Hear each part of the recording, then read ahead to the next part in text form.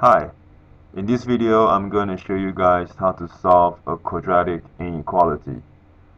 Okay, so this is one of the topics you guys have from chapter 5 on Alex. Okay, so the inequality that I have here is x squared minus 10x is less than negative 24. Okay, so they want us to solve this quadratic inequality, and the Alex graphing calculator will be a very useful tool, and I'll show you guys how to use it in this video. So let's get started. I'm going to change this equation to look a bit different. So I'm going to move that negative 24 to the left hand side. So I have x squared minus 10x plus 24. Okay, less than 0. Alright, then the next thing I'm going to do is I'm going to change this less than 0.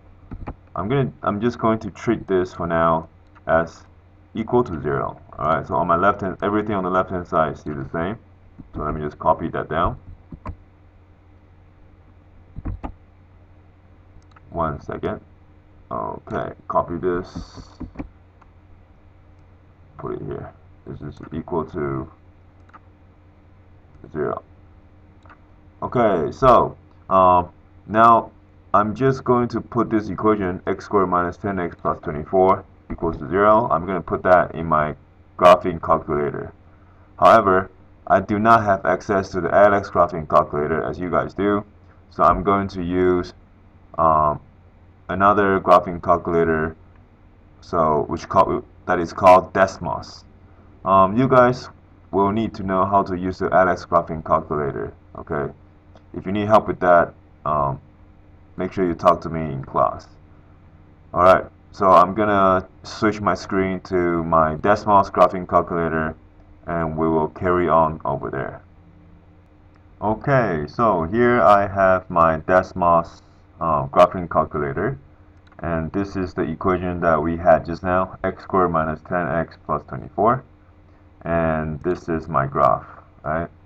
So the inequality given to us was x squared minus 10x plus 24 is less than 0. This less than 0, which just means negative, right? That just means negative. Less than 0 is the same thing as saying it's negative. So if I look at my graph,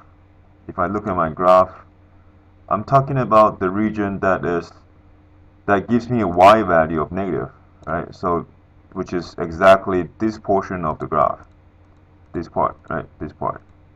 So my zeros for my quadratic equation are 4 and 6, my x-intercepts, and my y value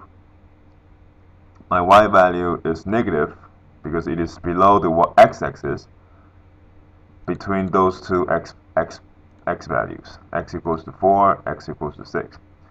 So that is exactly what we have, right? Then that's exactly what we need to, that's our solution basically. Alright, so my x value must be something that is between 4 and 6. Okay, between 4 and 6. That is when my y value is negative. Alright, so what I'm going to do now is I took a screenshot of my graph, and I'm going to go back to my question. So here is on the right hand side, I have a screenshot of my graph, and the x values that gives me a negative y value, the x values that gives me a negative y value, right, is between 4 and 6. Between 4 and 6. So let me write that down. So my x can be anywhere between 4 all the way up to 6, because that is when my y value is less than 0, right, which is negative. Okay, so since the inequality sign is less than, so we cannot include the 4 and we cannot include the 6. So I just use a regular parenthesis. On Alex, they want you guys to kind of put this down on the number line. So I'm just doing a sketch over here. So let's say this is my 6, and here is 4. make sure you put down 2 points, 2 empty points on those two, one empty circle on 4 and one empty circle on 6, and then just make the line between them. So that's where your x values can be, right? That's where your x, this is where your x values can be.